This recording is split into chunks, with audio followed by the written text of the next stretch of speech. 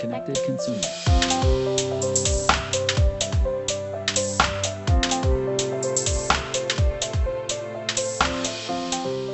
Hi, my name is Mindy Sue Sternblitz-Rubenstein. I'm the VP of Marketing, and I'm excited to welcome you to today's podcast. The Connected Consumer Podcast is all about Parks Associates' data-driven market insights on emerging consumer technology, product, and services, featuring our talented analyst team and industry leaders bringing new and innovative products to the market. Today, we have a broadcast of our most recent Smart Spaces virtual session hosted on December 12th, the session Smart Spaces, Access Control, and Security in Multifamily. It examines the latest advancements in smart space technology with topics including the use of AI and IoT for customized access control, the benefits of integrated security systems, and the impact of these technologies on residents' perceptions of safety and privacy. The session includes visionary insight from Michael Rovito, CEO of Ambient Property Technologies, and a discussion with executives from Swiftlane, Chamberlain Group, Brivo, and Johnson Controls. We hope you enjoy this great conversation. Thanks for listening in. Hello, everyone, and welcome to our final Smart Spaces event this year. Today's event focuses on the topic of access control and security in multifamily, two very important subjects. If you haven't met me before, I'm Kristen Hanich, Research Director here at Parks Associates. I lead our coverage of broadband and of multifamily housing, as well as a few other verticals. I'm going to be starting off by sharing some of Parks Associates' recent research, and then we are going to welcome Michael Rovito, CEO of Ambient Technologies, formerly known as LevelLock, to share more on their perspective on the market and on ongoing trends. Finally, we will have a panel discussion featuring Michael Gratteri of Swiftlane, Jenny Lytle of Chamberlain Group, Lee Miller of Brivo, and Greg Mora of Johnson Controls, where we are going to be discussing new developments in the access control market for multifamily housing, really including what you should know about AI. Before we get started, I would like to give a big thank you to our sponsors for their support. And if you are interested in getting involved, please make sure to contact Ashton Grimbell on the PA team. Thank you to Cox Communities, NICE, Ventiva, ADT, Kwikset, Calix, Homebase, and Dojo Networks for your support. And now on to our presentation. In our presentation today, I am going to be taking a look at the role that access control solutions play within properties, both as a highly demanded resident amenity, as well as an operational tool for businesses. We are going to be taking a look at what the most valued components of access control solutions are, as well as property security as a whole, really honing in on what residents are looking for. We've also been hearing about pent-up demand for upgrades, which of course is being impacted by some external forces. A lot of the materials I'm about to be sharing are from a study we did earlier this year titled Smart Properties, the Value of IoT for MDUs, which is a follow-up to some of our 2021 research. Both studies surveyed 300 key decision makers at companies that own or operate multifamily properties. In this research, we ask about companies' technology deployments, adoption of and views on different technologies, and with a special focus on connectivity, IoT devices, and services. If you are interested in learning more, please make sure to contact one of our team members. So yes, the role of access control solutions. Let's start off by looking at the role of PropTech generally. When it comes to including technologies in properties, typically these technologies have one of two functions. They offer operational benefits or cost savings benefits. They are for the property, really to serve the property's own use cases, or they are for the resident, designed really to improve the resident satisfaction, to lower resident turnover, and to increase property appeal to get new residents in. When we look outside the unit at the property or the community itself, access control systems and the components of access control systems also serve that dual mandate. Access control lowers crime and trespassing. It makes it more difficult for unauthorized persons to enter the property. These systems increase staff efficiency, by allowing authorized persons access without needing to have an on-site staff member buzz them in. For systems that include smart door locks and residential units, maintenance staff can also save time by not having to go to the central office to pull keys. And these systems also lower operational costs by having less personnel expenses. Residents also happen to appreciate them greatly. Security, we found, is one of the top amenities for residents or prospective residents. Security systems that protect residential units, intercoms and buzzers for letting in guests and delivery persons, and building or property access for gated communities are highly in demand among prospective residents, with demand oftentimes even above more traditional amenities. In fact, when we look at the data, we can see that more consumers are interested in a home security system than a fitness center, hot tubs, or a pool, or even gigabit internet speeds.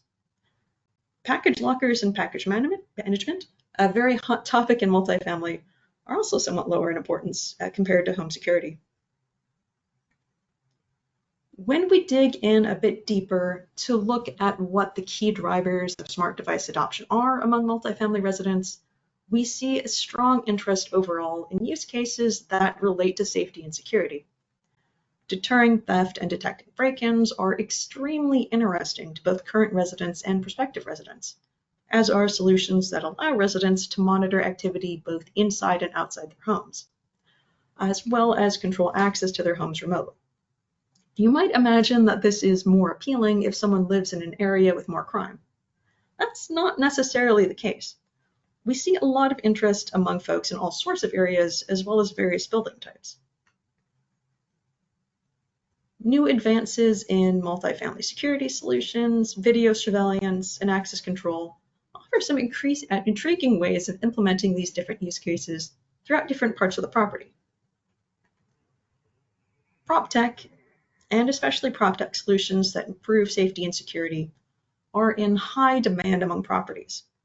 In fact, our study of property owners and managers from earlier this year, when we asked key decision makers if they had plans to deploy these types of technologies, over half of them reported that they planned on deploying, upgrading, or replacing systems such as property video surveillance or electronic access control systems within the next 12 months. These solutions are really leading the charge when it comes to deployments of new technologies alongside smart thermostats. I mentioned a little bit earlier that operational benefits and cost savings considerations are a key driver for choosing to deploy a PropTech solution. We've heard over the past 3 years that companies were a bit hesitant to roll out some of these solutions at scale without knowing the exact degree of impact they could expect. So they deployed a bunch of pilot projects, largely at a smaller scale, doing different tests and looking to see what the actual results are. Well, the results are in now, and the companies that have deployed property technologies and smart building have really outstanding findings. These technologies as a whole have increased operational efficiencies, reduced costs, and improved resident and staff safety by reducing incidents. When we look specifically at access control and its key drivers for deployment, we do see some nuance around which specific component of the solution we happen to be looking at. Many companies measure the effectiveness of access control systems in terms of the impact to operational efficiencies, while intercoms or buzzers are looked at in terms of their impact to residents, resident satisfaction, and the experience there. But oftentimes, these solutions are deployed because they're expected. Access control has become increasingly modernized, offering new functionality and improved ways of doing things, but the concept of access control has been around for many years. So many existing properties will have legacy solutions in place. These solutions might cost more money to run, they may offer less benefits, and companies will be looking at ways to upgrade or replace them in time. With an unprecedented amount of new inventory coming online, both this year and next year, we do expect that the retrofit market is going to be a very hot space as existing properties try to keep up with the new ones. However, with the current interest rate environment, as well as some uncertainty over potential tariffs next year, we do expect to see continued hesitation and even uncertainty on the part of key decision makers. With retrofitting, the cost of deployment can be a big concern, especially when it comes to installing prerequisites, such as Wi-Fi networks. The way that retrofits are budgeted can also introduce some complications. For in-unit amenities, these are expected to be incorporated on a rolling basis, oftentimes throughout the year, such as during the apartment remodeling process while the apartment is sitting empty. And this, of course, doesn't happen all at once. If a property also is going to risk potential disruption to its tenants, they need to have a clear use case and proven ROI, something that offers a lot of benefits. We do expect that video intercoms are going to be highly interesting for the retrofitting market in 2025, especially given their location. These are oftentimes outside, so they're commonly capable of being served maybe even with a cellular module. So you don't have to necessarily install that Wi-Fi network. And given the rising cost of legacy telephony service, this is something that a lot of companies are going to be looking at. And thank you also very much for listening, and I hope, of course, that you can join us again in 2025 at our Smart Spaces event. Welcome, Elizabeth Parks. Thank you for joining me. Thanks, Kristen, for a great presentation, sharing some of our latest research on what we're seeing with the multifamily space. Let's talk just a little bit more about some of the published reports that we've got coming out. I know that this latest study on Wi-Fi was really interesting. Why do you think this area is so important for us to be covering within our research work? I think it's really important because we've seen that internet has mattered a whole lot to a whole lot of people. It has really become the fundamental way that we live and we do our business. As a resident amenity, internet and Wi-Fi has become really the top one that we see. Especially when it comes to smart spaces. This is the enabling technology for so many of these solutions to work. So offering this very high quality experience. So I think important really in multiple ways. Yeah, the impact of connectivity these days is incredible, and really broadband is the foundation of all of these different connected products working. We're also seeing this in the single family renter market, which is a new area that we've been covering also within our research work. I know we had a consumer study that was recently published. Can you maybe share a little bit about the build to rent market and why this is so compelling for companies that work within the space we're covering? Sure. I'd say in the build to rent market and single family renter market as well, we've seen a lot of companies move in here to serve the needs of different residents and prospective residents. A lot of the advantages we're seeing in multifamily when it comes to deploying some of these technologies are also advantages in single family. So being able to remotely control the thermostat when the house is sitting empty, that's much more cost effective than having to send somebody out there to maybe turn up the thermostat in the winter. And of course, residents really like a lot of these solutions as well. Yeah, it's really interesting to think of housing really as an asset and that value that can come operationally, but also for the resident, and then that premium that can be placed upon that, providing really a different financial view on the investment side. Very interesting. I know we've had a ton of questions as well about sizing the market, and so I know another study, another piece of research that we just recently published, I think in the past 2 weeks, was this property provided internet and smart devices market sizing. Can you share a little bit about this project and study we published? Yes. So for a few years now, we've actually been working to size the market for multifamily housing, especially when it comes to property provided internet, so bulk internet, managed Wi-Fi, as well as these different smart devices that are actually within these properties, both what we would think of as these in-unit amenities, and so smart thermostats, kind of smart lighting solutions, even smart appliances, as well as looking at, okay, what is the market for some of these new access control solutions coming out that have this advanced kind of cloud functions, maybe even water leak detectors. So kind of looking at how many kind of buildings have these deployed, how many residential units. Yeah, that's really interesting. There's so many players also coming into the market. And so understanding the competition for the market is also something that we're tracking within the research work. I know that you wrote an industry report focused in on these different players across the market. Is there any brief comments you could make about the competition in the market and based off of the research work that you're doing? Yes, I'd say there are a lot of players who are very much interested in this space, and certainly over the last few years, we've seen some very large companies kind of looking at the different opportunities here, both when it comes to maybe introducing some new products into the market, as well as different ways to potentially partner. So I think it's certainly something that you would want to take a look at, be aware of.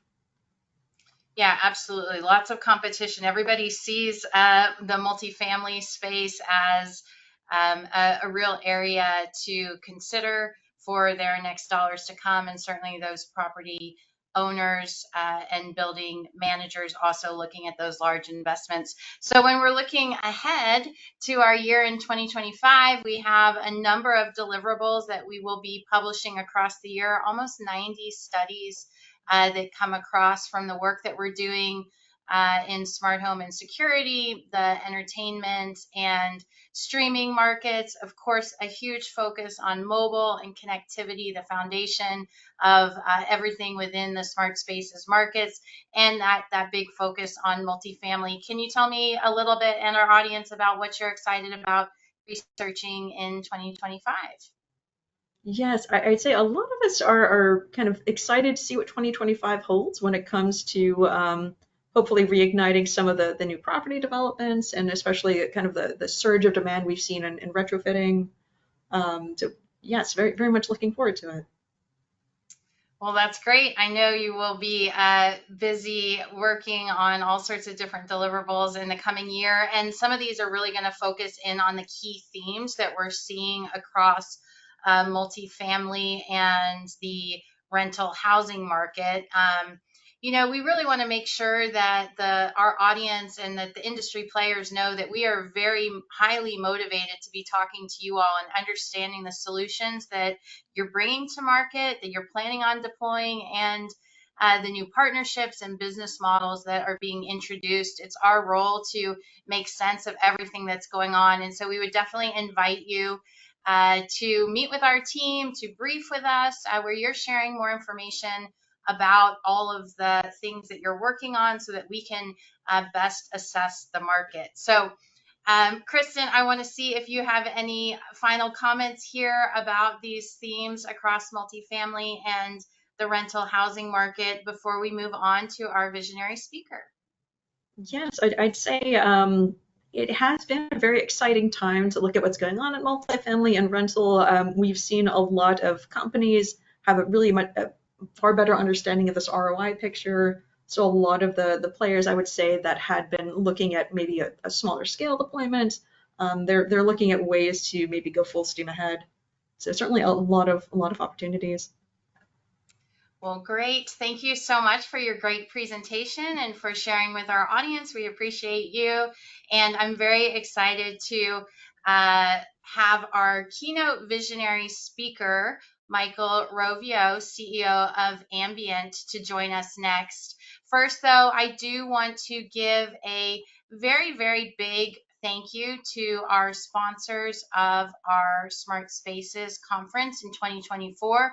These are companies that have supported us across the year for our virtual and in-person sessions. And the support has been incredible, and we greatly appreciate and value these leaders and their commitment and support to the research work and the events that Parks Associates puts together. So thank you so much to these many companies for their support. And now I'd like to see if we have Michael could join us. Michael, if you're with us, if you want to turn on your camera, thank you so much for being here.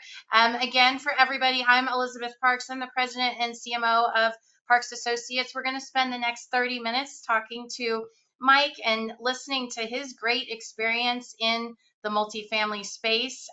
Some of the things that we will be talking about are the lessons learned, some of the themes that we're seeing across the past few years, the mindset of the building owner and the property manager, as well as what these requirements for success look like and what some of the pain points are, especially given what we've seen since between 2020 and 2024. So Michael, thank you so much for joining us. We know your time is valuable. We appreciate you being here. I'm going to let you go ahead and do an introduction of your role and the company, and then we'll get into the Q&A portion.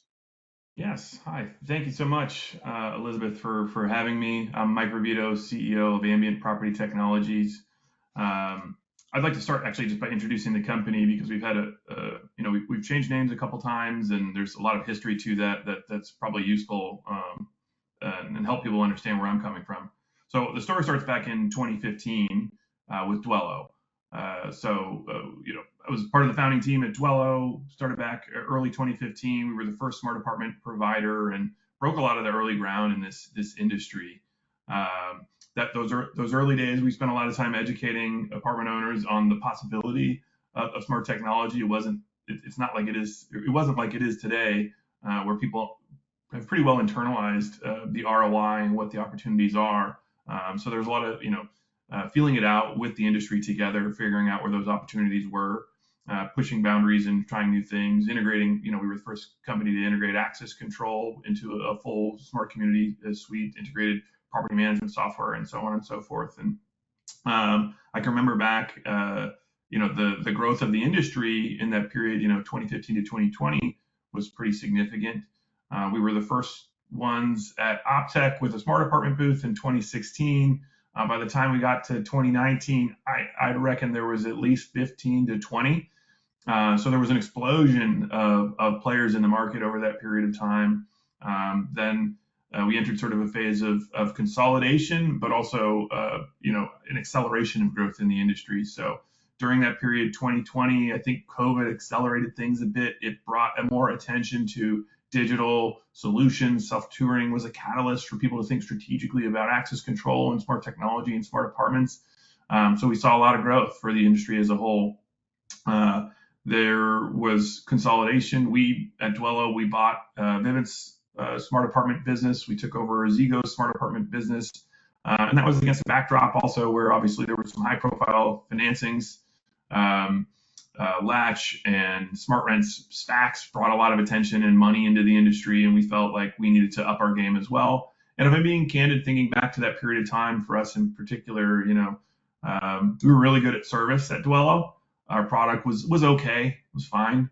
I think the industry as a whole, was undercapitalized up to that point, didn't have enough investment in technology, and so those early deployments weren't always like the smoothest. And so with the backdrop of the SPACs and so forth, we went out looking for more capital. We ended up merging with Level Home. Level Home was the creator of Level Lock and had a tremendous amount of engineering horsepower, which was a good fit for us at Dwello, where we had a good business model in search of some engineering horsepower and capital. And they had some engineering horsepower with an okay business that needed better business model. They were just selling consumer locks. And so that we brought those two companies together and renamed Dwello to Level Multifamily. And Cox Communities invested $100 million in that combination, which brings us to the sort of modern era of my own experience here, where over the last 3 years, we plowed that money into engineering, into R&D, and into building the platform that we feel like the industry really needed, that the early days didn't quite have. So we've built a second generation platform. We're still operating the Dwello platform for those who've installed on it, but we have a brand new platform built from the ground up with all the lessons learned of the last decade of this technology. We brought it to market in early 2024, and at the same time moved to sell the lock business. So we sold Level Lock to Assa Abloy, the world's largest access control provider, which is allowing us to focus back exclusively on smart apartments with all of the things that I just went through sort of behind us. And then because we sold the lock, the brand Level went with it, and we needed to pick a new name. And we thought, well, maybe we should go back to Dwello, but after consideration, came up with a new name, Ambient Property Technologies. First felt the new name was appropriate because there's a lot of things in there. It's Dwello, it's Vivint's multifamily business, it's Zigo's smart apartment business, it's Cox's investment, it's the level lock engineering horsepower, it's all of it. And so it's not just a return to Dwello, it's something new. And so we wanted a new name, and then the name itself, Ambient Property Technologies, reflects how we think about technology in this industry for smart apartments. It's a type of technology that's it's in the walls, it's around you, it's supporting you. It shouldn't be foregrounded. It should be in your environment, which ambient things are. And so that's how we came up with the name. And thank you for your patience bearing with me through all that history, but I think it's important to set up and help people understand where we've been and where we're at. And so we're coming up on our 10-year anniversary here, which is hard to believe, but with that comes some experience that love to share some insights with you today if I can. Yeah, absolutely. Thank you for providing some of that background. I think it is helpful. And as a true pioneer in the space, I think you're perfectly suited to help share some of the experiences, both good and painful, perhaps, in working in this market. So let's talk a little bit about some of these lessons learned. And really, I want to just focus in on this theme of unlocking new value through intelligence and data, software-enabled services. I think we might have some background noise, so thank you if you're not on camera, if you can mute. So Mike, going back to you again, share a little bit more of this view about unlocking new value through software and data intelligence. What are some of these end goals that you all see? Yeah. So taking a step back as we think about how technology has evolved in this industry and using, I think, smart apartments as a case study in that. If you look at the overall ecosystem, it's got a lot of things that are working together. Internet broadband, access control, smart apartments, which are adjacent, and sometimes the same thing, but not always the same thing. And then you have a series of property management software solutions, some of which are big platforms and a lot of point solutions. And there's sort of an ecosystem of things that goes from the wires in the walls and the wireless stuff that's going on at a community, all the way up to experiences that people have on apps. And I think that at the end of the day, the way most value is experienced, with some exceptions in the physical realm around actually unlocking a lock or etc., there's some sort of interaction with a software experience that's going to surface that value. And so it's important to think about the technology at a community as this. You have these infrastructure technologies like internet, like the devices that are in the walls, access control, smart devices, etc. And then you have these applications. And I think for our industry, smart apartments, we were sort of pushing our way into this ecosystem that already existed, and we had to go really vertical. We invented new connectivity paradigms to make the devices work. We got the devices in the walls, and then we had to design and build a bunch of apps, resident apps, manager apps, etc. And we broke off a bunch of value propositions that are really specific to those, that nobody else could possibly do unless they were doing all of those things. Smart home, self-touring is, I think, a pretty good example. It's can't really do it unless you have access control in there. And as the ecosystem evolves, what we're seeing is a greater tendency and I think a necessity of integration amongst different players. I think there's a lot of value that's still on the table to be unlocked. The smart apartment providers sort of unlock the series, the most direct value that comes from these devices and the connectivity and all that sort of stuff through those homegrown applications. But I think to get to that next layer of value, we're seeing the need for deeper and deeper integrations among those in the ecosystem. And it's an interesting evolution because a lot of where managers spend their time and where a lot of that value could be unlocked is in property management software that could leverage and benefit from the control that is provided by the devices in the unit and around the community, by the data that is generated. We have an enormous amount of data that could be fed into the evolving, property management software ecosystem. There's a lot of AI innovation that's going on, and data is critical to that. And so I think that's one of the key lessons learned and that's sort of forward looking is like we need better and more standardized integration, particularly among property management software and these sort of infrastructure technologies that are generating lots of data that have a lot of control in them to unlock that next phase of value. Yeah, and our research shows that property managers, the larger property managers, are using around 18 different software solutions at the same time to manage their properties. And so it's quite something to think about integrating all of these. And then maybe talk a little bit about this idea of centralization and the challenge of the pace of technology with the ability to actually implement and execute on changes in the physical world, because the technology pace is very quick these days. But then we've got the reality of a property manager or a building owner having to make decisions about what tech to use, and then all of the different possibilities that come along with those types of solutions being considered.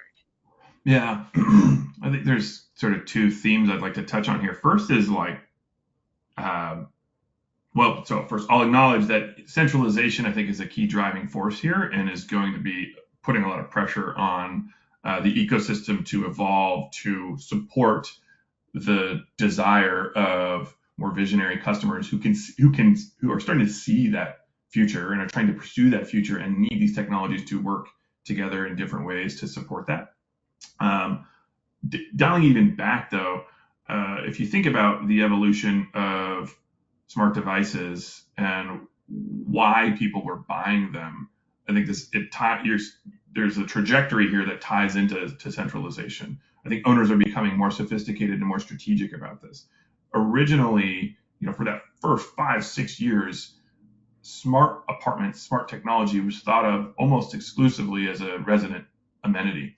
It was like smart home for apartments. And so we sort of built that thing. And then there was a period of time where there was like, wouldn't it be great if, where owners started to think, if I could leverage this in X, Y, and Z ways. And so we started building little modules and features like self-touring, vacant unit automation to save energy for owners in those periods of time. Started leaning into things more like leak detection, more that are obviously relevant to residents, but are really about protecting an asset for an owner and have an operational flavor to them. The access control layer started to get more into supporting maintenance and these sorts of things. That direction, moving from smart home for apartments, which is like, all right, that's like a set of things here where you give it to the resident. You don't have to think about it that much as an owner. As you're moving in the direction of operational savings, efficiency, driving centralization, using technology to do that, it requires a different mindset. It requires a more strategic mindset on the part of the owner to be thinking about, what infrastructure technologies am I putting in place at this community? How are they going to speak with and interact with the various other interfaces that I use, the 18 different softwares that I use or my team uses to execute operations at that property?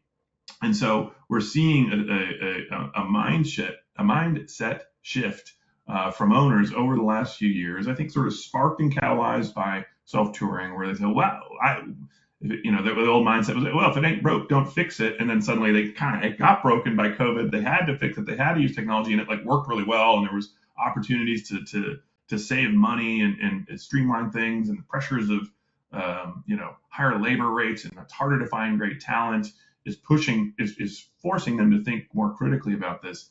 And that's being reflected into the way they think about technology becoming more strategic. I think we're still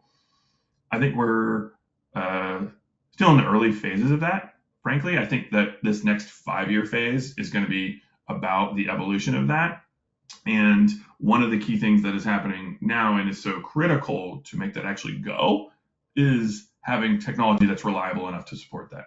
Because frankly, I think the first generation technologies, the first generation smart technology platforms are insufficiently reliable, have been insufficiently reliable to actually support strategic, mission critical operational aspects. Like you couldn't build on them in that way.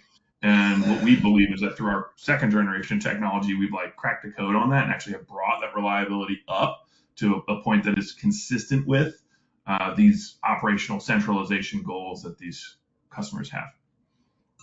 And so, can you make any comments perhaps on the CapEx, OpEx, this whole, um, the financial side of what an investor might be thinking about in terms of the reality of investing in technology and then figuring out 3 to 5 years down the road, how is this working out for the bottom line and effectively that an investment asset?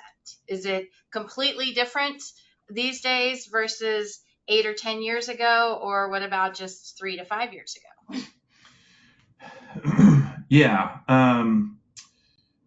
The at least for us and the way customers have underwritten and bought our products, that has evolved. And originally, like I said, it was smart home oriented, and there was sort of like a singular value proposition, which was rent lift, retention, resident excitement and satisfaction.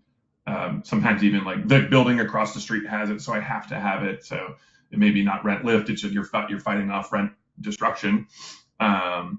And that ROI was proven out. A/B testing. There's an ROI just based on the smart home bit alone.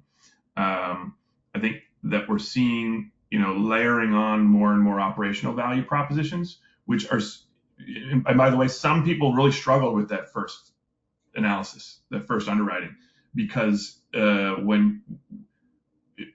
sometimes it felt soft, like it was in the rent base, and it's like, how do I track this exactly? And we can show people that if you break it out as its own line item, it still stands up. But there was a desire on the part of like finance teams within multifamily ownership groups to underwrite more to like hard savings around, avoiding rekeying, making unit energy savings, reducing headcount, even partial headcount around leasing agents, because you're doing self-touring, you're deflecting lots of tours. And so I think we've been able to layer on a stronger case over time. And actually, I think to the extent that there could be more growth in this industry, it has less to do with the financial ROI and more to do with the performance of first generation products, frankly, because the ROI is there if it works, 95% plus of the time. If it starts to slip down, if that number of online rates for devices, et cetera, starts to slip to 80%, which is like a more typical number for the first generation platforms, then that ROI starts to hurt. And people start giving, they don't use it as much. They don't want to lean on it. The maintenance guy starts carrying keys because he doesn't trust it. Those sorts of things start to happen. So I actually think the reliability push by us and others, but over this last period of time is strengthening that ROI. As I think about CapEx versus OpEx and the way people buy this and the shift there, there's a macro moment that's happening right now. And if you sort of put that to the side and you just look at the secular trends, this started in new construction. It's easiest to paper and pencil in new construction. You were already going to buy a lock, just buy a different lock. You're already going to install a lock. You don't even have to pay for install. Essentially, there's no incremental cost for that. So the ROI is strongest in new construction, and that's why we see, 3/4 of all new construction has some kind of smart devices, some kind of smart apartment technology, because it's approaching a no-brainer in those cases. Retrofits, where we see it most typically, is in value add. It's becoming increasingly a part of value add playbooks, and that's kind of a no-brainer as well. Even though you maybe have a slightly more incremental cost, you're able to get leverage. You bake it into your pro forma. It is part of a value add strategy where you buy a property, you're going to paint, you're going to redo the floors, you're going to redo the kitchen, and you're going to put in smart technology, and it makes a ton of sense. Where we are seeing increasing attention, and I think where the mindset needs to go, is strategic deployments in existing portfolios to support centralization and other strategic operational objectives. And it's harder because you have to marshal the capital in some other way. There's not like a natural motion where you're already bringing in money to buy or build the asset. You have to marshal that capital, which is why we've seen the REITs, I think, lead in this domain, where you've seen a lot of REITs who have 80, 100,000 units. They've managed to retrofit all of them as part of a strategic objective, because they have access to capital in different ways that a 5,000 unit owner might not have that.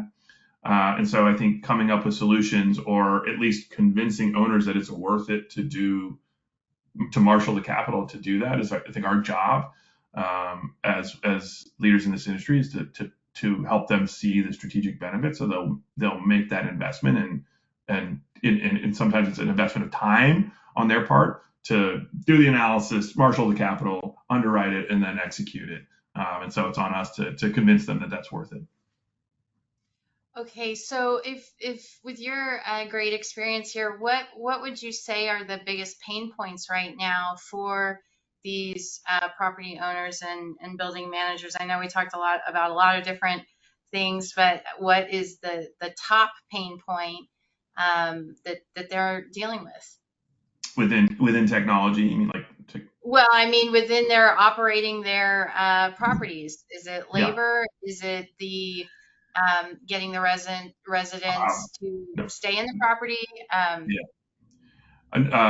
They're getting hit from all sides right now. I have a lot of sympathy for our owners and operators out there who are managing through a challenging time. I think number one, the rapid rise in interest rates over the last couple of years. I mean, we're obviously seeing some relief on that, but that sucked up a lot of attention because you get taken out of a mode where you're able to like be on the front foot and you're thinking about making investments and doing interesting things, and now you're shoring up finances at this property or that property to make sure you stay in the black, because an increasing amount of their NOI is being consumed by interest payments as variable rate loans shift, or as refi is upon them because their term is up. So that's been number one, I think, over the last 18 months, 24 months for sure. Again, seeing some relief, and that's positive, but still front of mind, I'm sure. At the same time, obviously, with inflation, we're seeing increases in labor costs that's putting further pressure on the financials.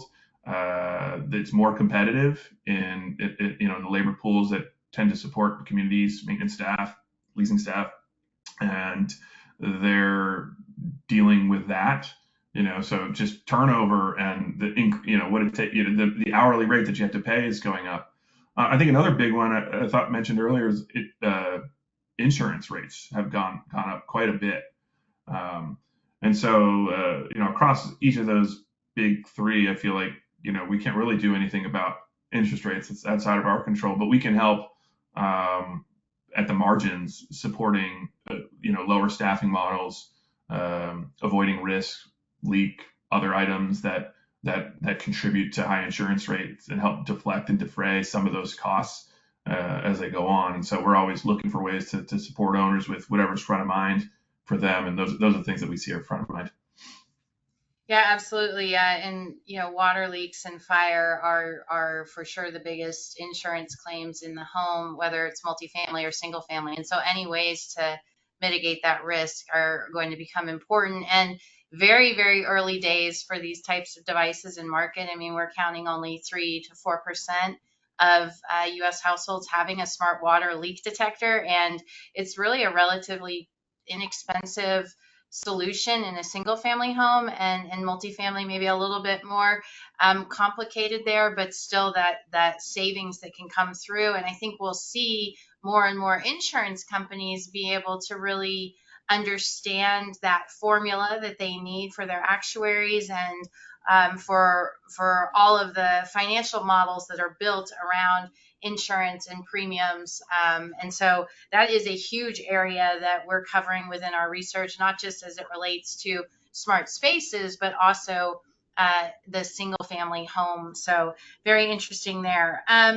It's amazing how quickly half an hour can go. I want you to be able to share in these last couple of minutes, what's your message to the industry? You've gone through a lot of change. You've been a pioneer here, helping to really build the industry, bring some of the first sets of products to market, feel the pain, go through a lot of transitions and change. And now you are, back with a great company here to move forward in 2025. What's your message to the industry players and how they can be successful?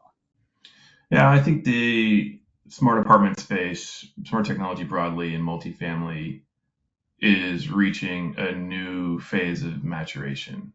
It's a lot more mature than it was certainly 10 years ago, even 5 years ago, across multiple fronts.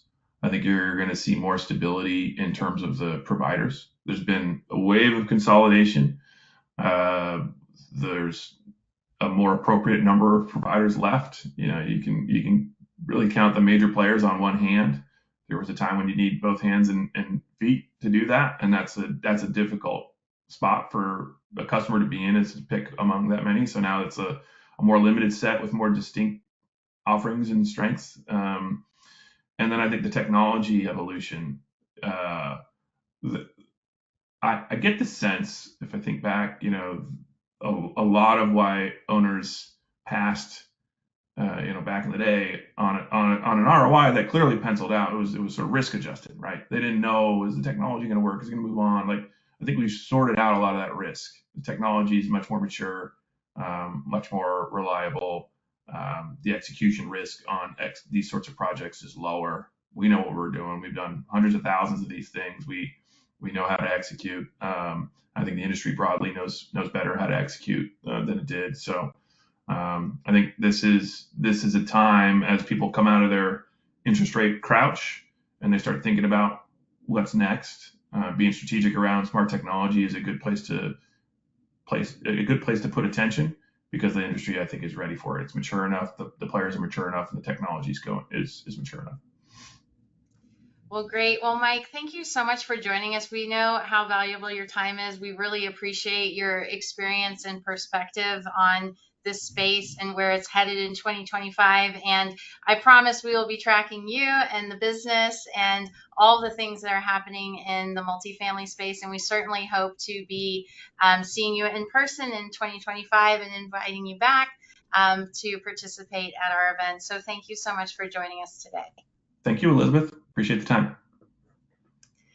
Great. And so next up, we have a great panel focused around access control and security. And I'm going to hand it over to Kristen Hanich, who is going to introduce her panelists and this topic. So thank you again for joining us today at Smart Spaces. Yes, and thanks so very much, Elizabeth. And hello, everyone. It's good to see you guys today. So yes, we're going to be going through kind of a round of introductions for everyone right before we get into our panel discussion. So yes, we have a great lineup of panelists here to really dive into the subject of access control and especially security with multifamily. So yes, let's go through kind of everyone. I guess, Michael, maybe you can tell us a little bit about yourself and about Swiftlane to start. Yeah, nice to connect with everyone. Appreciate you allowing me to be part of this panel. It's a privilege. So I'm a founding partner of Swiftlane. We're headquartered in San Francisco. We specifically work with the multifamily industry, so I have a lot of expertise around smart security in the multifamily industry. Swiftlane is the technology leader when it comes to multi-tenant video intercom and face recognition access. Yeah, so certainly areas where we're seeing a lot of very interesting developments, a lot of exciting things going on. So we are definitely going to be diving into that subject. Also, of course, joining us here today, Jenny Lytle. Jenny, can you tell us maybe a little bit about yourself, your background, and your role at Chamberlain? Thanks, Kristen. I'm Jenny Lytle. I'm Vice President and General Manager of Access Control Solutions at Chamberlain. I focus mostly on the multifamily market as well. And at Chamberlain, we're focused on really having one app for every entrance from gate all the way to the lock, and having very high design, high user experience type of solutions for everyone that uses our product, whether it's property management company, the resident or the tenant, or the security integrator who might install it. So yeah, so kind of really bringing that unified experience and that one-stop shop into place.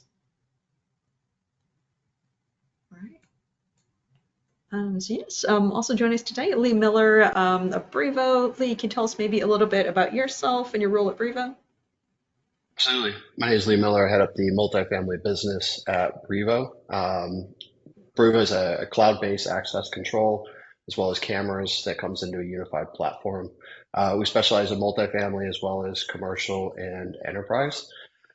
Yeah, today we're in 61 countries, over 3,500 dealers. Typically, I think we got about 6,000 multifamily projects live today, and I think we manage 30 million credentials on a daily basis. So appreciate you having us. Yes, I'm very happy to have you here. It sounds like a lot going on, and probably a lot of cross-pollination of ideas, really from all these different places. Absolutely. Also, of course, last but definitely not least, Greg Mora of Johnson Controls. Greg, can you tell us a little bit about yourself, your work there? Good afternoon. My name is Greg Mora. I'm an executive director with Johnson Controls in our global product security business, which is actually, we actually have three business units: access control, video services, and the intrusion business. So we're really joining today from both perspectives. We have a strong leadership share in the smart home security market, where we focus on both Wi-Fi and cellular connectivity to cloud managed systems that are professionally monitored and offer safety, security, and automation. And then more relevant to this market segment, we have enterprise level access control technologies that are used globally in a number of markets around the world. So very pleased to join everybody today. I agree with the comments earlier. This is a very attractive market right now. So looking forward to this conversation.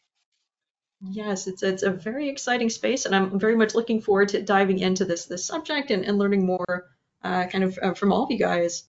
So let's go ahead and get started. But yes, to open things up, I do have this question, and maybe Greg, you can kick us off. How are you seeing smart access control improving property security, property safety, and operations today? Well, I think there are a couple of different approaches you could take a look at, from the periphery of the property all the way to the threshold and the door. And again, if I reflect on some of our smart home security elements, we have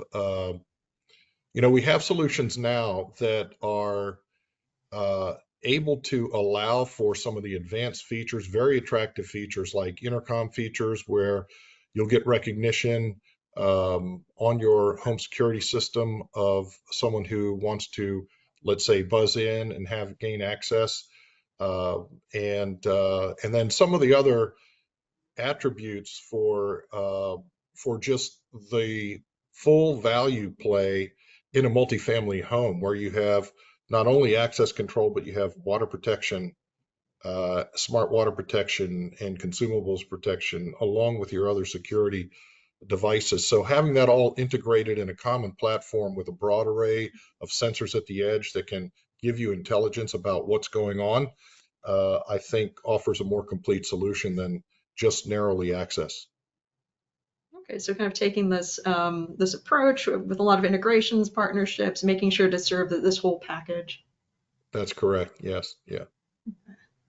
And certainly, everyone, you're definitely welcome to hop in on anything. So we welcome a good conversation. I do know, Shanny, you and I were talking not too long ago about how we're seeing a lot of transitioning within this market, more kind of IP-based solutions coming up. Maybe you have a comment about that. Sure. Sorry, I was actually going to layer onto what Greg mentioned, which is I think there's also great quantification of some of the operational efficiencies as well. So, just a simple use case, like if you move from physical keys or key cards to mobile credentials, any incident you likely save 20 minutes just in transitioning, trying to find the key, checking it in, checking it out. So things like maintenance, as an example, that's just one use case at the kind of one more specific use case, but we see up to 10% savings on operating costs for buildings that have smart tech. So I think that's a pretty interesting thing to look at as you look at quantifying these solutions, and tie back to the last conversation when funding is expensive, these might pay off both on the operating cost side, but also the revenue side. Because many residents, I think we've seen, upper 90s percentage that actually would pay more for rent in smart tech buildings. Yes, Yeah, and I could add to this, if that's okay. Oh yeah, go ahead, Michael. Yeah, and so what we're seeing on our end as far as access control is concerned, there's a big security element to it. Everything seems to be moving towards either biometric or mobile access, much more secure way of gaining access. As most know, a lot of companies, communities use prox cards. Prox cards can easily duplicate those. I could go on Amazon, purchase a cloner for $30 and clone that key card or fob. And so a lot of vulnerabilities, especially around the prox cards and fobs. And so we see many of the communities we work with, their residents are mainly utilizing either mobile or biometric access. And like Jennifer said, there's operational burden around anything hard copy as well. And so you could save hours as a property manager not having to manage cards and fobs. It's a big burden, you can imagine, for a 200 unit community managing 400 plus cards or fobs. Yes, and I've also heard it's becoming harder to find folks with the right skill sets actually to rekey during the turnover process and then when something happens. So it's becoming much easier to manage. And then the cost burden around the rekeying as well. Yes, I think so. I do have a follow-up question to you, Michael. So you were mentioning kind of what's going on with biometrics and then mobile credentialing. Of course, we're seeing a lot of interest in mobile credentialing. Biometrics, I think that does also sound like a very interesting segment of the market. Potentially, there's some privacy and data security concerns with that as well. Are you seeing kind of concerns about potential regulation there, pushback from residents? Kind of what's going on?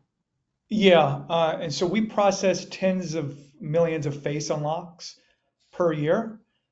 And by far, we see residents prefer using their face to open up the door. And most are used to this anyways because they have an iPhone and they use their face to open up that iPhone. It's about 90% of our residents. And with that said, though, they have an option. Can't force anyone to use a certain form of access. You have to give them other forms such as mobile, PIN, Siri, Apple Wallet, on and on. There's many forms of access coming out these days, and it's all preferred over cards or fobs, especially the prox cards or fobs. As far as residents being nervous about this, maybe we saw that at first, but now that typically doesn't come up. Every now and then you'll speak to someone from IT and they want to understand what are you doing to safeguard data and privacy. And so any company that's doing biometric, you should have a SOC 2 compliance, at least. And Swiftlane is SOC 2 type 2. So we make sure we're doing all the right things to protect that data. And so we have the gold standard of protection. So hopefully that answers your question. Yes, very much appreciated. So I think something else that we're seeing, of course, there has been this ongoing transition of the market. More and more companies are looking towards kind of cloud-based systems, which do open up some of the new use cases, kind of like what you're saying, Michael, with, of course, the facial recognition technologies, but there are others as well. So actually, Lee, I'm kind of curious what you're seeing in terms of this transition. There are, of course, some trade-offs, but are you seeing like more movement in certain markets when it comes to moving to these new solutions? Yeah, absolutely. So everything is really moving to the cloud, and for a few reasons. First of all, is just the ability to an open API, so we can talk. So we're a partner of Swiftlane. It's much easier to write an API in the cloud and have two clouds talk to one another than writing or trying to figure out how to work with a piece of hardware that's on-prem. So that's key, is that we can spin up a lot more API integrations a lot faster. and really open up that offering. So for Brivo, it means that we don't have to be a video door entry system. We can go work with a Swiftlane and those folks, and we don't have to build everything ourselves because we can build this kind of catalog of API partners and stay in our lane and do what we do really well, and then lean on all these other companies that do what they do well and bring that into our ecosystem. In terms of property management, it really comes down to centralization and be able to manage those properties remotely. Just on a project level, property manager may be sitting at home at, before 7:30 in the morning and delivery comes early. Well, we want them to have the ability to be able to open up a couple of doors remotely to get that delivery driver in. And then when you go to kind of a portfolio level, now I can manage multiple properties from one unified system. So, we have customers that have over 100 properties on one unified system with us. Well, now every property manager doesn't have to be a technologist. They can call into kind of a technology group within their corporate office and get assistance. Our system is very easy to use, but we know in property management, there's always that property manager that starts on a Monday. Nobody's, they're the only one there. They've never worked on the property before and they need assistance. So obviously we give them a level of support, but these companies are kind of having their own SOC to then support their own sites. And then most importantly is pulling that data in. So, if we need to look at video footage, God forbid there's a security incident, we can do that. But then how is that property being used? So now all of a sudden it's taking the data not only from one property, but from an entire portfolio to say, hey, San Diego, we should probably build bigger gyms because the gym's being used 50 times a day versus the clubhouse that's being used twice a day. So in our new construction, we can now, push more budget towards our gym. But if we're looking for space on those older buildings, well, repurpose the clubhouse. So getting that data into one kind of unified system in the cloud is really critical for a lot of these, the money behind a lot of these developments. A quick follow-up to that, to piggyback off what Lee is saying, he's making a really, really good point as far as the operational burden that's taken off property management and having a unified cloud-based platform where they're accessing all their properties through one login. And for instance, if a pipe bursts at midnight, they don't need to have a lockbox on the building, which is really unsecure way of doing things. I've got lockboxes stolen in my properties. Instead, from the comfort of her bed, she could give out a one-time use PIN or a PIN that lasts for 5 hours and then be notified that that plumber has made it to the building. And so she's not continually following up, are you there yet? And so I think there's a misconception that smart security is mainly benefiting residents. There's huge benefit to the property management persona as well. I would agree exactly with what Michael said. Anything that helps improve net operating income by, it's peace of mind for that user, ease of access, and the ability to manage from just about anywhere. But certainly having a high confidence in the data that's coming off the edge to let you know, is there a problem? And I think, we may talk about this a little bit more, but the useful use of that data, whether it's a service call or something, as Lee pointed out, is site planning, better gym utilization. But for us, we have a lot of water protection devices, and that proves to be very helpful at inopportune times, like we're headed into winter now here in South Texas, and we're hoping to avoid another deep freeze, but that can cause tremendous problems in terms of response. So being able to monitor and act from just about anywhere from a console is a tremendous advantage, provided you get the right data off the edge. Thank you. Yeah, I would layer on, I think, you mentioned peace of mind, Greg, and I think and Michael spoke a little bit about, facial recognition, and there's some initial concerns there. I think some legacy properties still are under the misconception that physical credentials are more secure. And the reality is mobile is more secure. It's a more secure credential, whether it's through your phone or through your face. And you have the traceability that goes along with it as well. We convert a lot of retrofit, and we do a lot of retrofit buildings and convert older systems that are not cloud-based. And the difference in, the level of information you're able to understand based on what's in your system is dramatically different than what's typically on site that we take over. Yes, and then so Jenny, actually, I'm pretty interested in a bit of a follow-up to that. So you've been kind of working with a lot of these properties that have already had these existing solutions in place. And then what actual impact have they seen when it comes to deploying the new solutions, when it comes to transforming operations? What have been maybe the changes and perceptions of safety and security and privacy, convenience, and so on? Yeah, I mean, the convenience levels are, vastly different. So when you go from something where you have to actually travel on site, either you yourself or whoever is managing the property to let someone in, I think it's, a huge difference from being able to do it from the cloud. So I think that's probably one of the biggest changes. There's an ease element to it, but that also translates into typically cost savings. So if you don't have to spend your time doing things like that, which are typically unplanned, which makes it extra problematic, then you're able to spend your time doing the things that you value are really important. So I think that's probably at the crux of it from the property management side of things. Yes, and like Greg, we're in Texas. So a few years ago, we got hit by that same deep freeze, and I think everyone's pipes exploded. So that was a bad time to be in multifamily.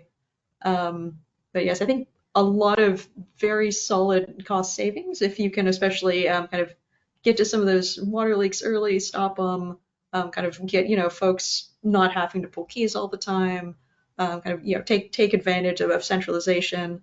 So yes, some very very powerful new applications, new use cases. Of course, we're also we've been hearing a lot about artificial intelligence over the last few years, especially when it comes to new use cases as well, especially with different kind of camera applications. Michael, you were talking a bit about facial recognition as a form of biometric authentication. We've been hearing about new solutions as well with smart surveillance on properties, so identifying kind of different incidents enough to kind of actually escalate that up to a human if necessary. Maybe we can talk a little bit about that and kind of what you guys are seeing when it comes to AI.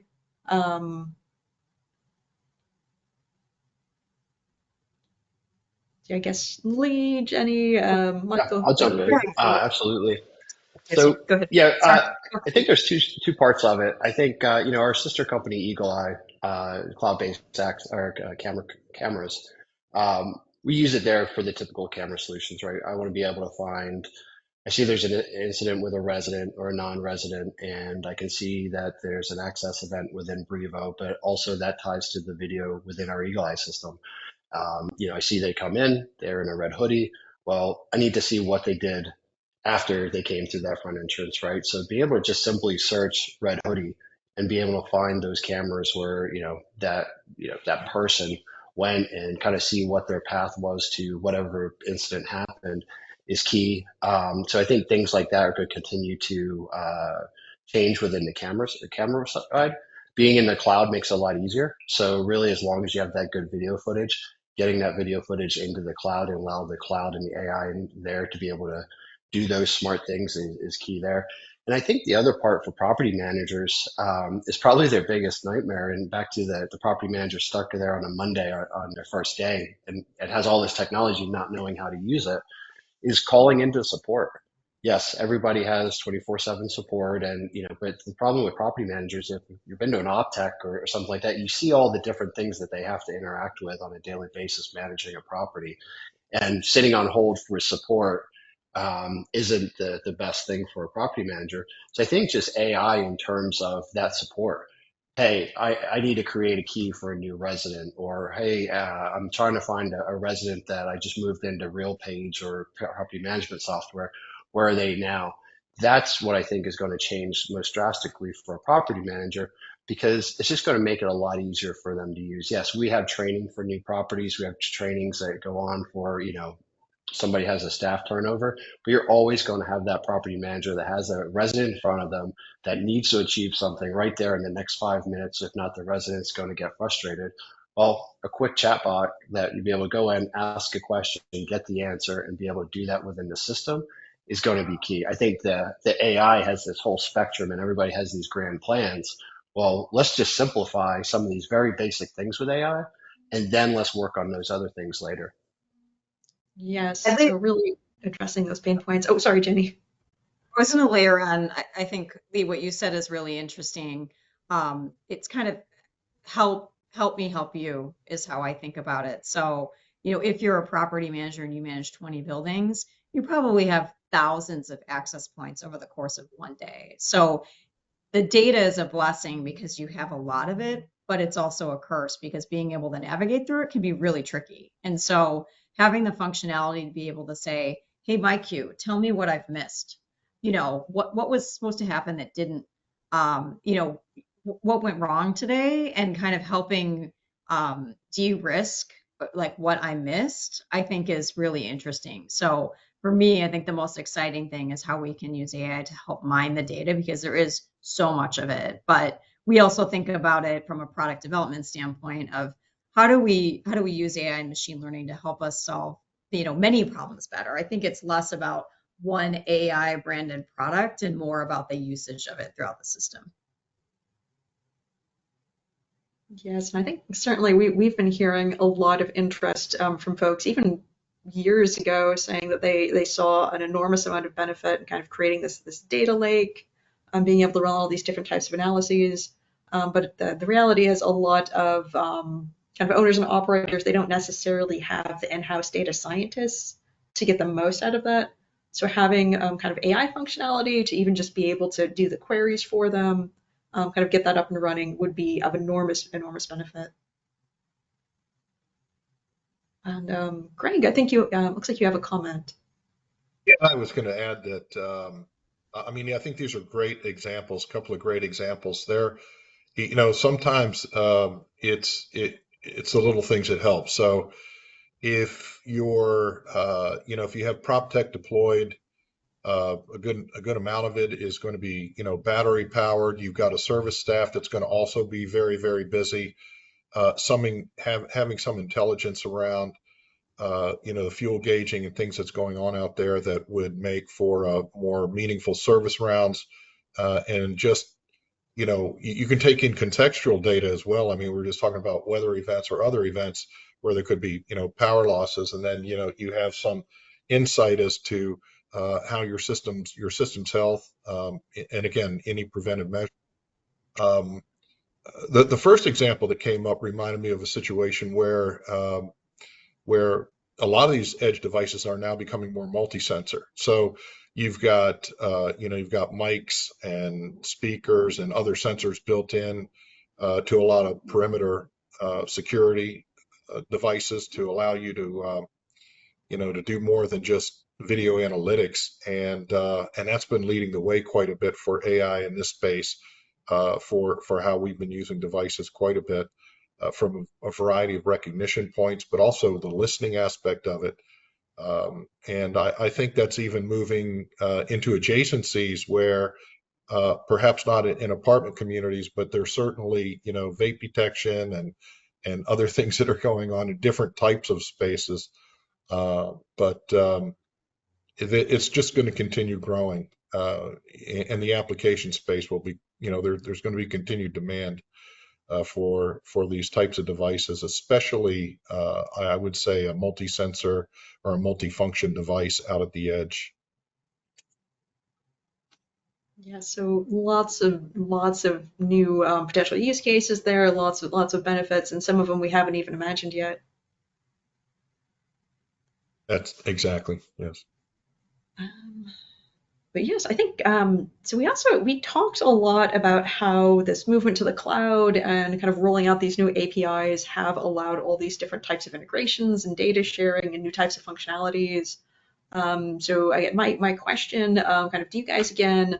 So how are we seeing that access control is actually being integrated with some of these other platforms, kind of offering some of these more enhanced services and amenities to residents?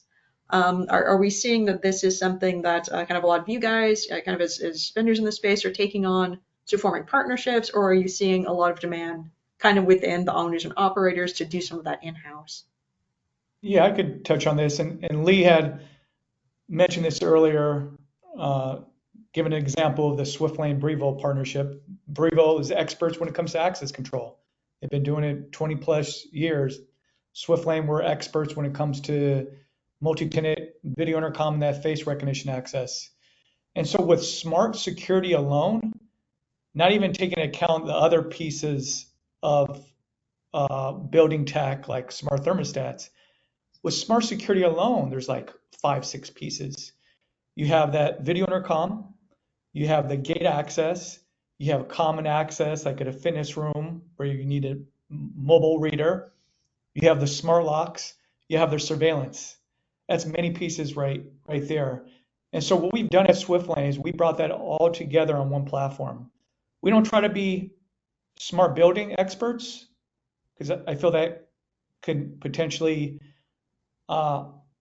make things not as good of an experience. As of right now, we focus on that complete smart security experience, and arguably the smart security tech is one of the most important pieces of building technology. And so what we do is partner with Brivo for access. We also partner with Eagle Eye for surveillance, smart locks. We partner with Yale, Igloo, and then we have gate access on our end, and that's one login for 5 or 6 pieces. You could imagine as a property manager, if you have all this smart security and you have to go into 5 or 6 logins, that's a horrible experience. Just to add to that, I think really multifamily properties have really changed, right?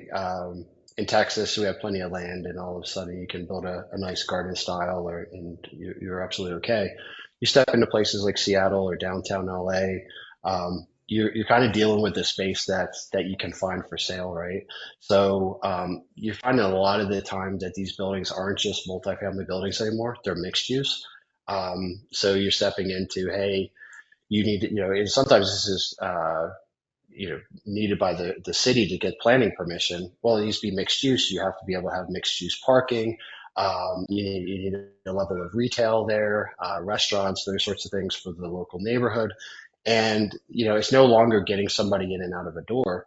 Now it's, okay, well, you might have 4 or 5 different access control accounts there.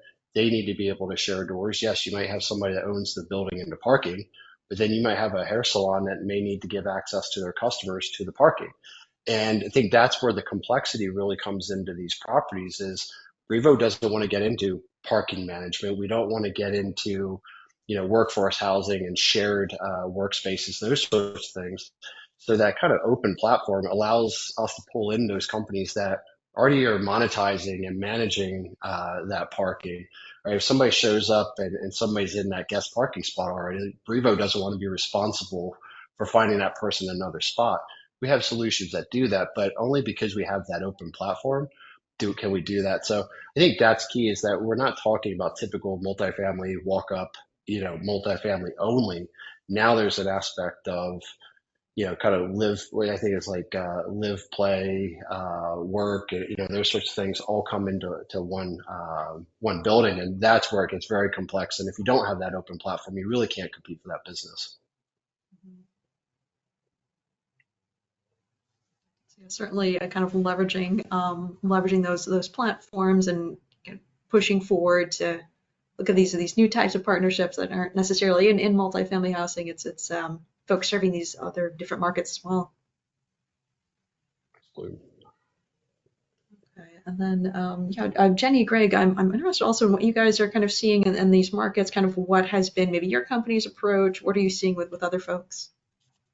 Yeah, I think we're very similar to what was just said here. I like to think about it like we're integrated where it matters. And so, we really focus on our access control system, which is from the gate to the intercom to the interior, and then integrate basically everything else that's required. That starts with the PMS system, because that's where your data starts to flow from. we believe the lock manufacturer brands are really powerful. So we want them to continue to own their space there. Same with, thermostats, leak detection, things of that nature. And so that's how we think about it. And then through our system, we design it to work together so you can have like the best access control system possible, diagnostics across all the different components of it. Like Michael mentioned earlier, each of those can be this different system. The pieces that we own, which are kind of gate, intercom, and interior, all are wirelessly connected to work together. And so if you can diagnose, things that might be happening on the system or things that might not be, and you can roll out without having to call your integrator or roll a truck or whatnot, all the better. So we like to own what's ours and what we're good at, and then, hand off the other components to elsewhere. And the end game is really making it as easy and seamless for the property team as possible. They want the least amount of software logins, people to have to call if something goes wrong. So the more we all can simplify, the better. Yes, not having to juggle 21 different environments. Yeah, I would echo this. This is a smart buildings problem from multifamily MDU all the way up to enterprise. I love the example of the mixed use space where we see more and more of that in development where you have retail and residential mixed, and I can think of several communities, and it poses a very interesting problem for how the common space is used. But to get back to it's a problem really that we created for ourselves as in the IoT industry, right? Now we have to solve it. It's a progression of trying to be able to make some great sort of more fragmented IoT solutions. It's almost like creating an orchestra, right? Everything's got to play together, and an open systems environment is certainly an advantage. From within Johnson Controls, really, we do have our own management platforms, but we definitely look to cloud integrations all the way up, even at the enterprise grade, where we have an initiative that we call Open Blue, and that's for all of the building systems that would go into that, and the paybacks are huge, from a sustainability standpoint and consumables, but the same problems are being felt by the multifamily building managers and operators. So if our contribution in this segment is to improve the reliability of the connectivity and keep driving that technology curve and support some of these open integrations, I think we'll move the industry forward. We'll move this whole solution set forward. Yes, I think yes, and you raised kind of a very interesting point. Of course, multifamily. There's a lot of different industries and different kind of areas of the market where we have seen property technologies being deployed. A lot of prop tech, there were Internet of Things, kind of industrial IoT for long before them. And a lot of those markets saw many of these same challenges, many of these same opportunities. So kind of my question, kind of again to you guys, where are you seeing some maybe interesting use cases, interesting new applications in kind of different markets like senior housing, student housing, or kind of others that you think have some maybe good implications for multifamily? Yeah, I can speak to that. I think student housing is the actual problem. That's why all the multifamily sites have to step up their game in terms of amenities and this hotel experience, because the student housing providers are. We just finished a project here in Austin, and it's just massive. It's 200 common area doors in the base building, and it's 500 suites, which is normal for for student housing. The interesting part is the amenities. So roof deck pool, barbecues, outdoor TVs. There's actually a basketball court on the 24th floor, and coincidentally, the U team basketball teams both have the 24th floor, so they literally walk out of their apartment and they can walk to a half court basketball. But I think what's happened is that's kind of pushed this new world of apartment complexes and needed these amenities, the clubhouses, and kind of the other part of that is building these amenities so that residents start to learn and know one another, because there's data out there that says, somebody makes a friend within a community, there's a X amount of chance that they're going to actually renew their lease.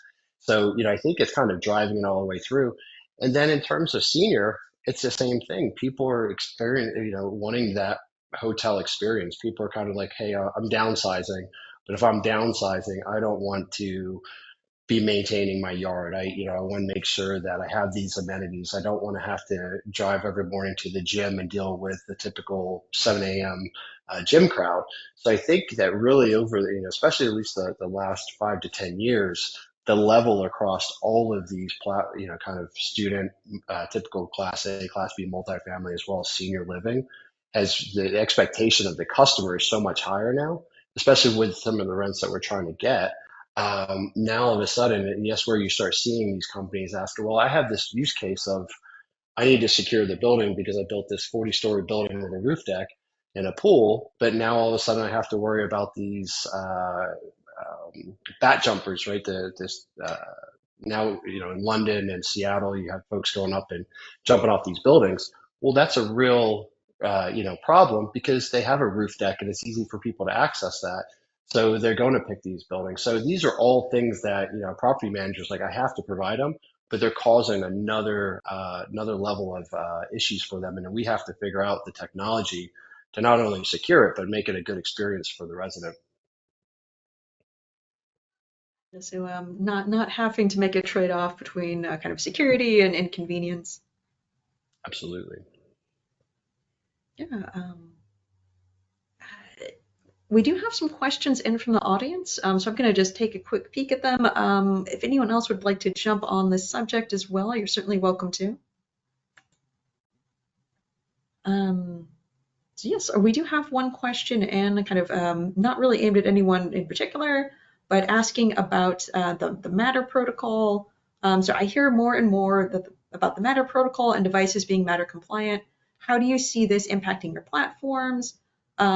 Will that kind of level the playing field if people can pick and choose the devices that they prefer? So will it make kind of integration easier? I think is the gist. I'll take it. I'll start off with that one, but I do believe that there's a tremendous amount of work behind connectivity standards that are going to improve interoperability. That is the end goal. So up at the application space, where the Matter specs are really focused, this will allow for I think solution integrators and those who are in the specification phase to have a broader range. And I think we heard, earlier that, I'm partnering with this lock expert and this, security panel expert and everything else. And we're sort of optimizing around that. So I think we're moving from this, lower level discrete protocol level up higher in the stack to the promise of Matter. In the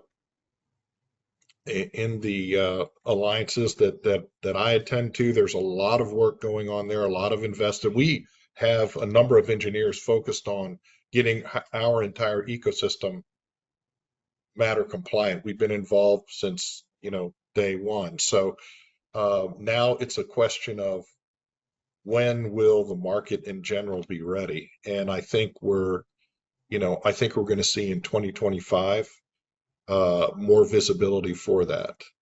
And I know earlier today in the Smart Home Conference that Parks had, there was a member there who's involved with Thread, which is deeply connected with that. We're going to see more and more Matter compliance. It's already in the works. It's hitting the markets. I think we'll hear a lot about it at CES as well. When does it become real? That's a good question. And what is the value proposition? How much is that device relative to the devices today? So we'll go through that learning curve, but the promise is better interoperability. And I think that's kind of the mission for this industry, whether you're serving the multifamily market or resi or enterprise, anything in this space, we want to get to more interoperability. Yes, I agree, Greg. I think talking to a lot of companies, a lot of them are afraid of buying a bunch of devices, deploying them, and then a year from now, 2 years from now, the manufacturer goes out of business or is acquired and suddenly nothing works. So having the promise of being able to salvage that with Matter, the different standard, I think that's worth a lot kind of when it comes to these key decision makers and in reassuring them.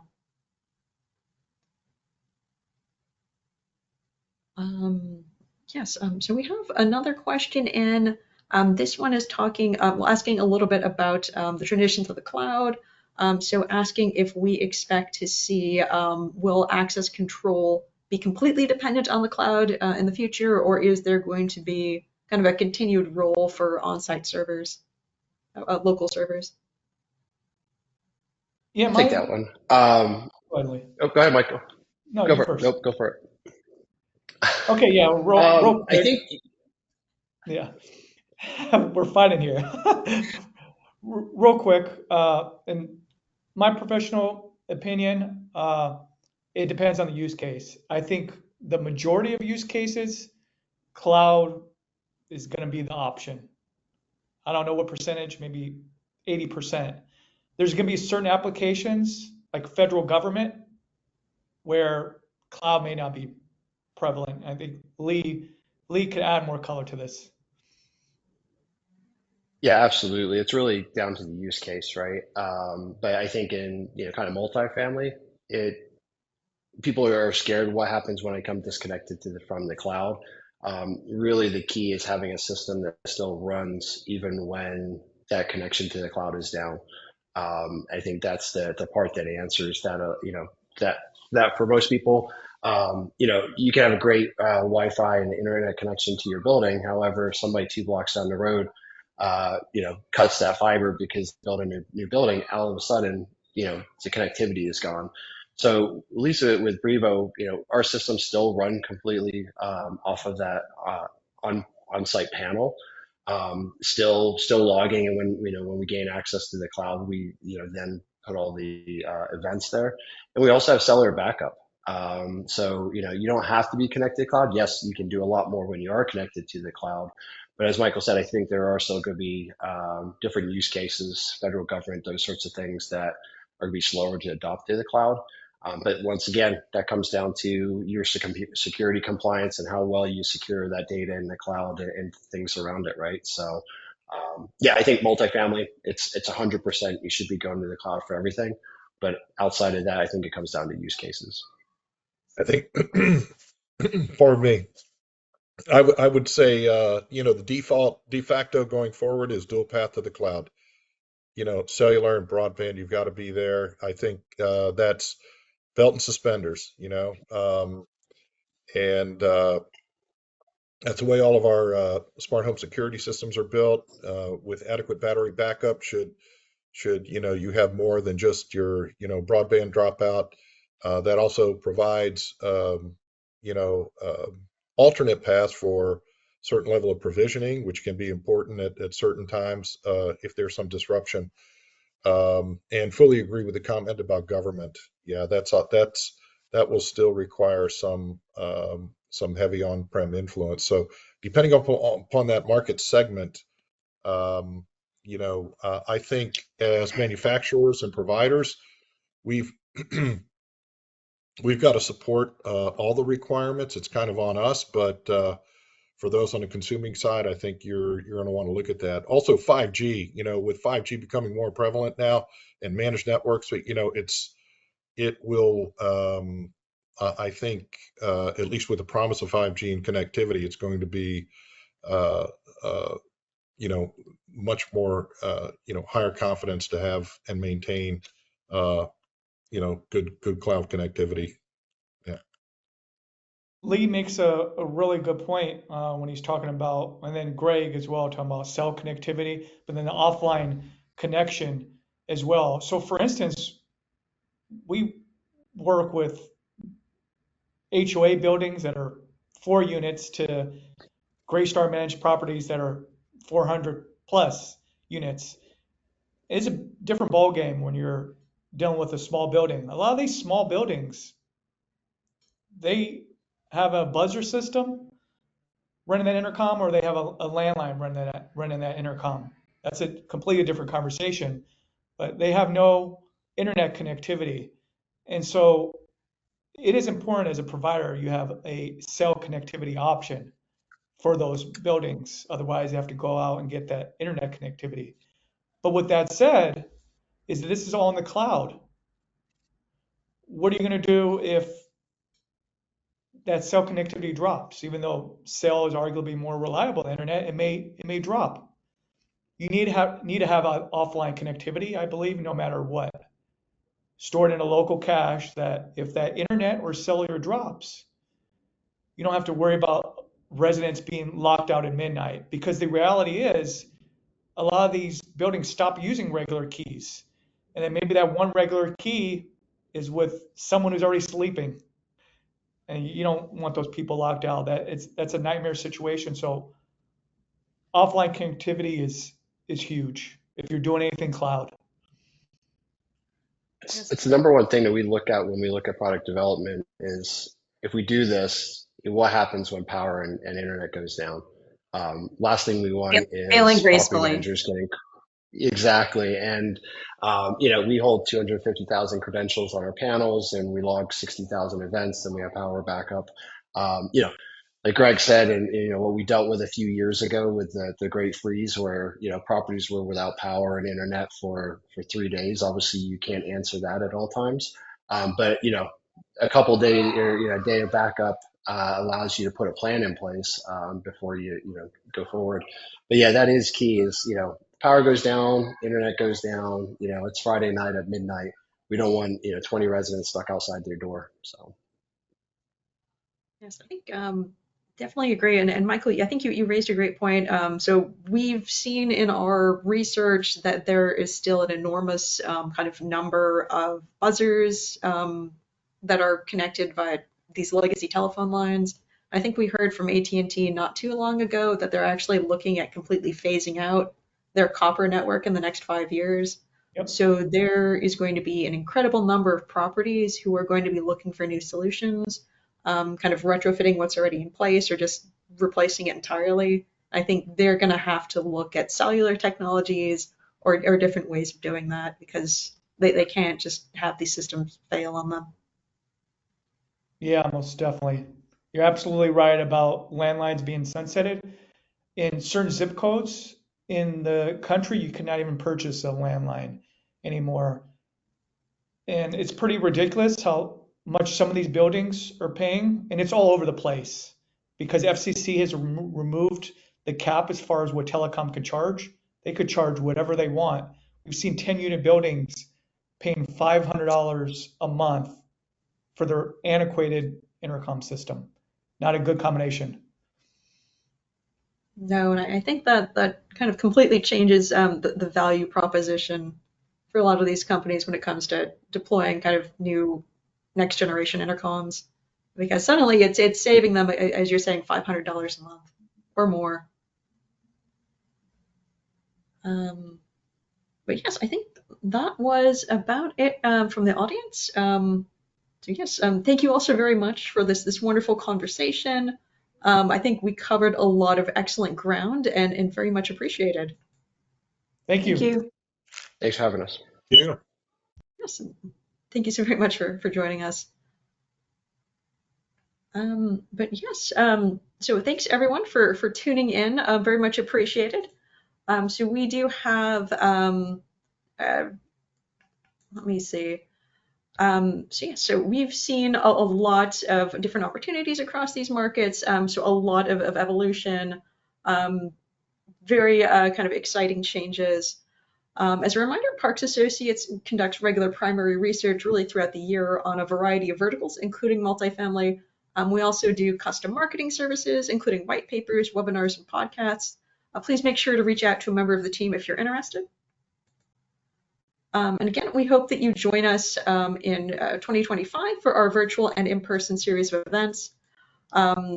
We are going to be back in August talking about industry growth. We'll be back in February talking about industry growth, and again in August, where we'll be touching on the topic of access control once again.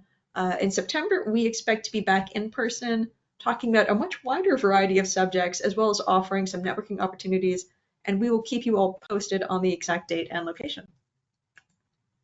Thank you all, and hope you have a great rest of your day. Hello, Connected Consumers. Thank you again for joining us today. If you're listening on a podcast platform, don't forget to subscribe and submit a review.